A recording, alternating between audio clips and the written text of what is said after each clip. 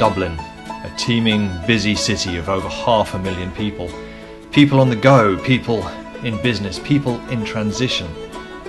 Sadly also, people struggling with health issues, finance, family problems, or just with the stress of life. People that need a place where they can slow down, where someone will listen, will take time with them, where they find people who care.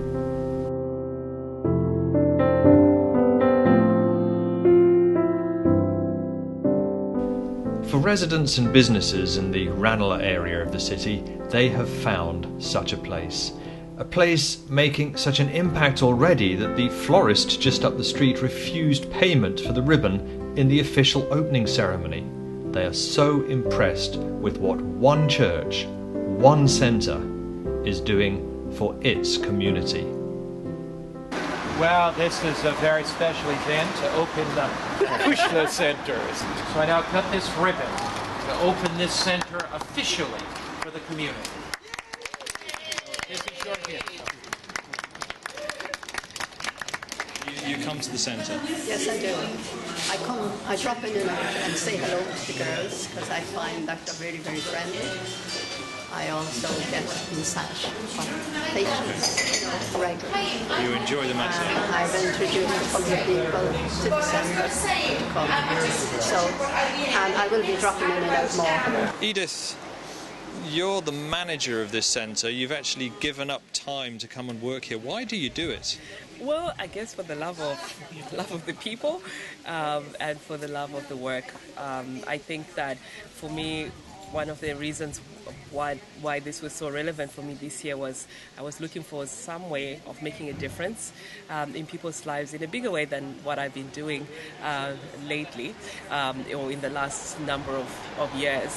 And I just thought, you know what, I want to be able to volunteer or to go away. In fact, I was thinking of going away out of the country to somewhere. Maybe I wanted a sabbatical from my regular job. So this presented itself and I thought, yeah, I'll be a missionary in Ireland. I moved to a place that's near to here and I found and I was able to come down and have some nice company. I wouldn't feel lonely and it was always nice to meet old friends. What basically Cuisle means, it's Gaelic for pulse or life, and it has, I guess, it embodies what we are doing here, and that is giving life and helping the people in the community live life to the fullest. So we want to be the pulse of the community. We want this place eventually to be a place where people can come in and feel better and get healing, not just healing, but feel well and feel invigorated spiritually, physically, and mentally as well. We have volunteers, we have nurses who are volunteering. I have one of the girls, Theda, she's an ICU nurse. She works for one of the hospitals, so she volunteers twice a week. So myself and her, we do the clinic, the free health checks on Tuesdays and Thursdays. We have a doctor who works mostly evenings, and she takes part in the depression recovery program as well as the cooking classes. We have a physiotherapist who's part of our clinic and a massage therapist who works mornings, so she's here from about 9 in the morning to about 11:30 every day. And she's very popular actually in the community, and she's probably one of the reasons why our centre has become quite busy, because people go and tell others, and so most of the people that have been coming have been referrals from people that have dropped in and have had an experience here. It's a blessing God has given me to be able to work as a physician, and it's a responsibility to give back to Him, to serve the community and help people get better health. Well, it's a more relaxed environment, and I think you tend to see people in a different light. People tend to open up more when they're outside the hospital environment. People talk to you about other aspects of their lives that might be causing them to be ill, social aspects or personal spiritual aspects, which perhaps in the conventional medicine are not always highlighted on, and if those things are not solved, then sometimes you can continue on in illness.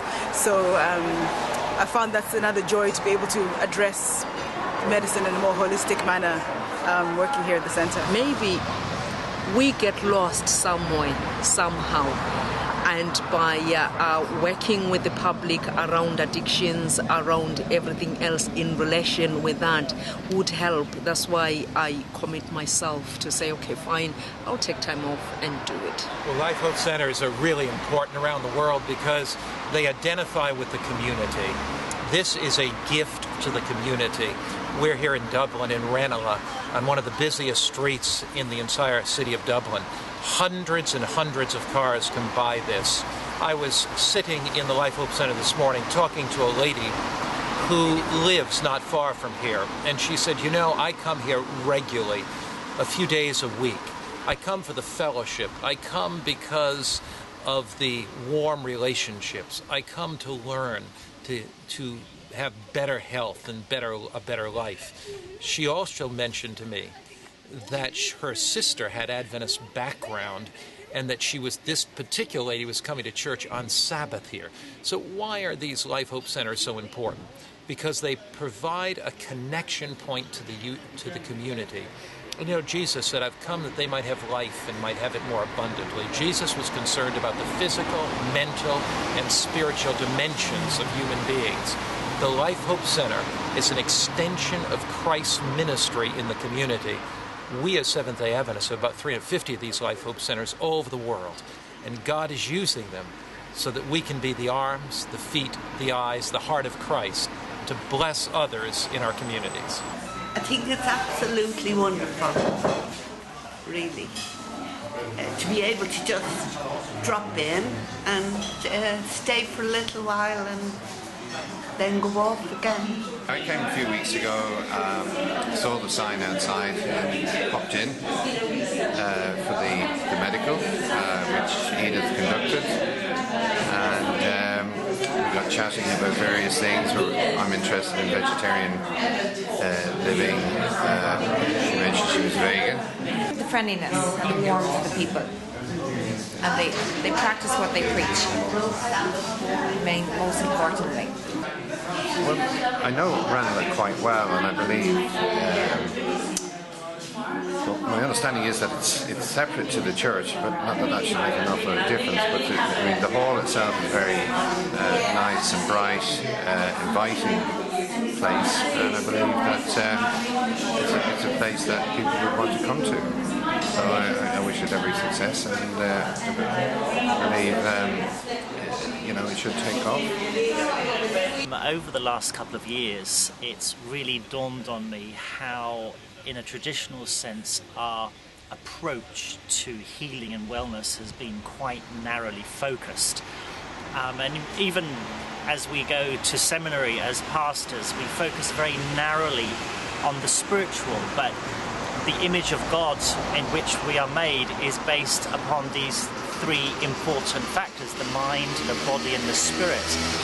And I feel very convicted, increasingly so, over recent times, that we need to address and approach each person using that multifaceted approach. And I think this centre gives us that opportunity to provide that approach to the people in our communities. People walk by and they feel curious, they want to know what's happening, but they feel curious because they have a need which we don't know of. But what happens is, like, when they come in and we tell them what we do, they are happy to know that we do things for the community, and they do respond very well, and it's great to deal with your own community, people from your own community, I'll say. And it's great because the Ranalegh has mostly shopping, it has mostly like lots of restaurants and little boutiques and so on. There are a few other places around that offer medical services, but what we do is different. So we even have the physiotherapy practice just down the road sends people to us for blood pressure checks. When they've seen their clients, they actually they send them over to us so that we can check their blood pressure and do health education with them, which is really great.